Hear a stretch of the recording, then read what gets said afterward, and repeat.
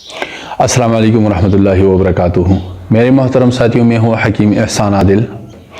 आज का हमारा टॉपिक है यूरिक एसिड के बारे में कि यूरिक एसिड क्या है, यूरिक एसिड की पैदाइश कैसी होती है, यूरिक एसिड का टेस्ट कैसे होता है, यूरिक एसिड का हम ग़िज़ाई इलाज कैसे करेंगे, यूरिक एसिड किन किन वजूहात की वजह से बढ़ता है, किन ग़िज़ाओं की वजह से बढ़ता है, और आखिर में हम देखते हैं कि यूरिक एसिड के लिए हम कौन कौन सी अद्वियात इस्तेमाल कर सकते हैं और कौन सी अद्वियात ऐसी हैं जिससे हम इस्तेमाल करके यूरिक एसिड को क्लियर कर सकते हैं। तो आते हैं सबसे पहले यूरिक एसिड के बारे में कि यूरिक एसिड क्या है। तो याद रखिए कि यूरिक एसिड एक कीमियावी मादा है जो मुख्तलिफ ग़िज़ाओं में पाया जाता है और ये एक क़लमी मुरक्कब है जो पेवरीन से बनता है और ये जो पेवरीन है ये मुख्तलिफ ग़िज़ाओं में पाया जाता है। जब खून में यूरिक एसिड की मिक़दार बढ़ जाए तो इसको हाइपर यूरिसीमिया कहते हैं। जब जिगर ग्लाइकोजन को ग्लूकोज में तब्दील करता है तो इस अमल के दौरान तकरीबन 20% यूरिक एसिड पैदा होता है। फिर इस यूरिक एसिड को गुर्दे पेशाब के ज़रिए खारिज कर देते हैं। अगर गुर्दे इसको खारिज न कर सके तो जिगर को नुकसान हो जाता है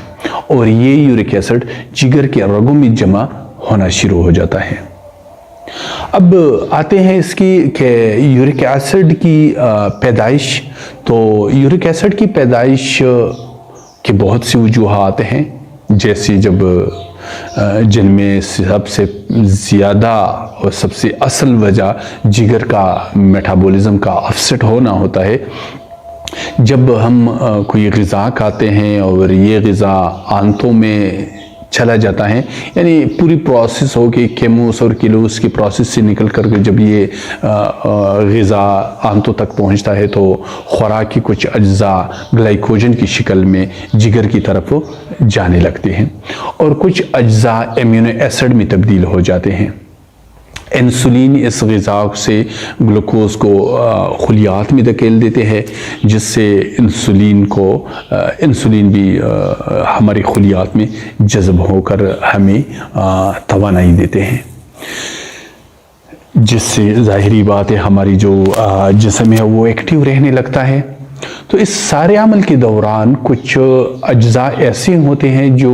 यूरिक एसिड की शक्ल में तब्दील हो जाते हैं और बच जाते हैं। फिर इस यूरिक एसिड को गुर्दों ने जिस्म से निकालना होता है। अगर गुर्दों में कोई सोजश हो, गुर्दों में कोई ख़राबी हो, गुर्दों में कोई मसला हो तो फिर गुर्दे इस यूरिक एसिड को निकाल नहीं सकेंगे और जब वो इस यूरिक एसिड को निकाल नहीं सकेंगे तो ये दोबारा खून में शामिल हो जाते हैं, जहाँ से ये जिस्म के मुख्तलिफ अज़ा से गुज़रते हुए ये जोड़ों तक पहुँच जाते हैं और वहाँ पे जोड़ों की दर्द शुरू हो जाता है, क्योंकि ये एक क़लमी शक्ल इख्तियार कर लेते हैं वहाँ पे, जिससे जोड़ों में दर्द की इब्तिदा हो जाती है। इसी तरह पेशाब में अगर हम यूरिनारी कर ले, एक टेस्ट है पेशाब का, एक टेस्ट होता है जिसको हम यूरिनारी कहते हैं। अगर हम यूरिनारी कर ले एक मरीज़ का और इसके जो पेशाब में है इसमें यूरेट्स देखने को मिले तो जान लेना चाहिए कि इस मरीज़ को या तो जोड़ों का दर्द शुरू हो चुका है या बहुत जल्द इसको जोड़ों का दर्द शुरू होने वाला है। अगर गुर्दे इस यूरेट्स को पेशाब के ज़रिए खारिज न कर सके तो गुर्दों में और पत्ते में पथरियाँ शुरू हो जाती हैं, वहाँ पथरियाँ बनना शुरू हो जाते हैं। इसी तरह एक और हालत है कि अगर हमें भूख लग जाए और कुछ खाने पीने को न मिले तो इस वक्त जो हमारा जिगर होता है, जो हमारा लीवर होता है, वो ग्लाइकोजन को ग्लूकोज में कन्वर्ट करना शुरू कर देता है, जिससे जिस्म के लिए खुराक बनाया जाता है। तो اس حمل کے دوران بھی کچھ اجزاء بچ جاتے ہیں، اور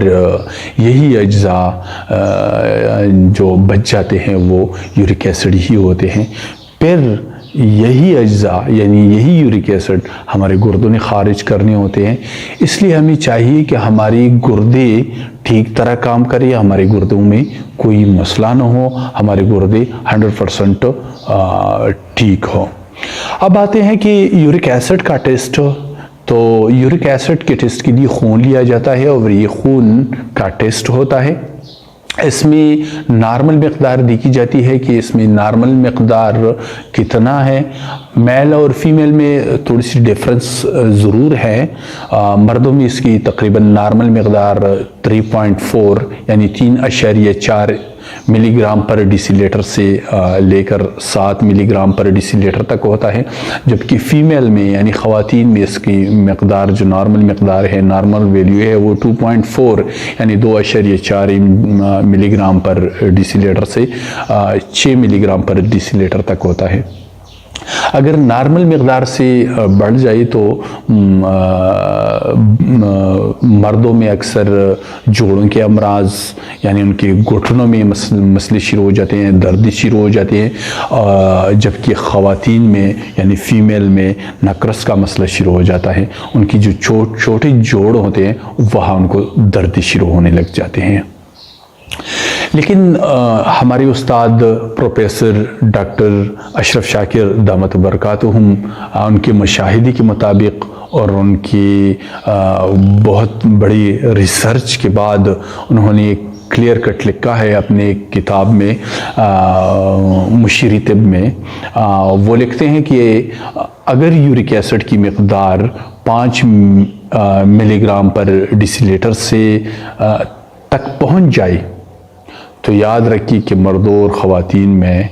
جوڑوں کے درد شروع ہو جاتے ہیں۔ یہ ان کی بہترین ریسرچ ہے۔ تو اب اس کے بعد ہمارا اگلا جو ٹاپک ہے کہ ہم نے کون سی غذائی لینی ہے، ہم نے کون سی ادویات لینے ہیں تاکہ ہم اس کو کور کر سکیں، اس کو ٹھیک کر سکیں اور اس یورک ایسڈ کو سے ہم چھٹکارا حاصل کر سکیں۔ یورک ایسڈ کی وجہ سے جو ہماری جوڑوں میں درد ہو، یورک ایسڈ کی وجہ سے ہماری چھوٹی جوڑ ہے یا بڑی جوڑ ہے، اس میں جو دردیں ہوتے ہیں، اس میں جو تکلیف ہوتے ہیں، اس کو کیسے ختم کر سکتے ہیں۔ تو انشاءاللہ العزیز کے لیے ہم کوشش کرتے ہیں کہ اگلی ویڈیو میں مکمل تفصیل بتا دیں، اس کا نسخہ بتا دیں اور آپ لوگ اس سے مستفید ہو سکیں۔ السلام علیکم ورحمۃ اللہ وبرکاتہ۔